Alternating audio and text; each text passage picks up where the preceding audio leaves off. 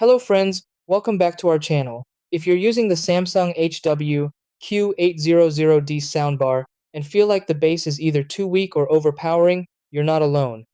Many users leave the default settings as they are, but every room and listening preference is different. The placement of your soundbar, the type of content you're watching, and even room acoustics can affect how bass sounds. The best thing is that Samsung gives you easy controls to fine-tune bass levels so you can get deeper, cleaner, and more balanced sound without distortion. Try these. Step 1. Turn on the soundbar and ensure it's properly connected to your TV. Step 2. Use the remote control and press the sound control button. Step 3. Navigate to the bass or woofer level setting. Step 4. Increase bass using the plus button for deeper sound. Step 5. Decrease bass if it feels too heavy or distorted. Step 6. Test with music or movies and adjust until it sounds perfect.